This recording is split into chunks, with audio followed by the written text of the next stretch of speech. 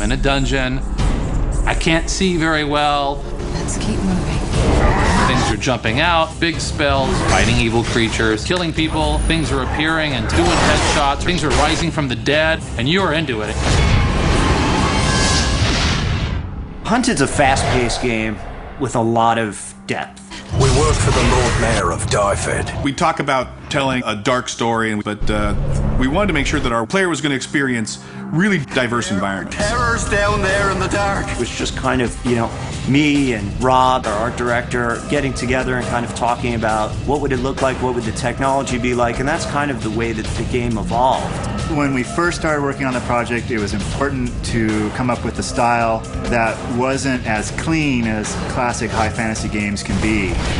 We know the place. I just felt like a true Middle Ages-like era would be dirty, things would be worn, untended, and so things are crumbling and falling apart. We try to tell the story with the environments. The wear and tear, the grime we put on it, we try to give that sense of history. You come into an area with ancient ruins of some civilization that used to live in an area, but it's about giving the world this richness and this life that is larger than the span of the game story we're telling. There are different engines that people use for different things in the gaming business. In this particular case, we use the Unreal Engine. Our focus going into this project was actually try to do what Unreal does best. Third-person shooter games and games that involve cover. And if you are moving forward into landscapes and environments, the Unreal Engine does it perfect. So what that did was allow us to spend 100% of our efforts on game design and graphic fidelity. Throughout the game, whether you're underground or above ground, you'll come around a corner and get these just amazing views. We want to have a heavy element of verticality in our levels. As a ranged character, sometimes being up in a post is the better area because you can get a view.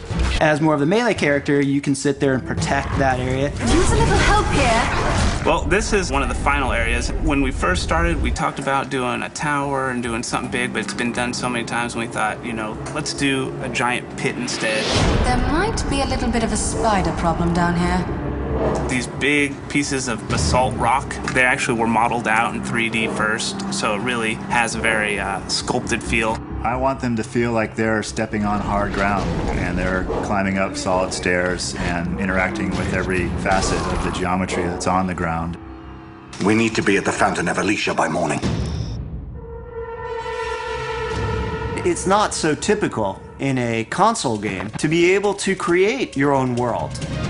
But I can't thank you enough.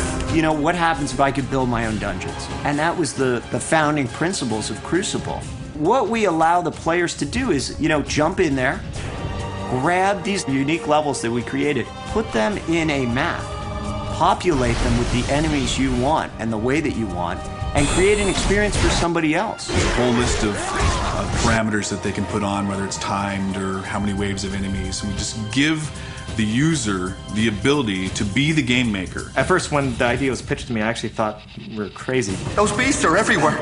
So this team goes in there, and they're actually making the levels awesome. What we ended up designing was actually a very cool system. When users fire it up for the first time, they're not going to be intimidated, and it's very straightforward to use. The spark for Hunted comes from a lifetime of making and playing fantasy games. We have this tremendous love for the richness to the world. Find a feather, black as night. Every rock, every bit of dirt, every tile of broken pottery, every wall, every bird. It's immersing yourself in this world and this experience, the emotional attachment to the world. It's a roller coaster.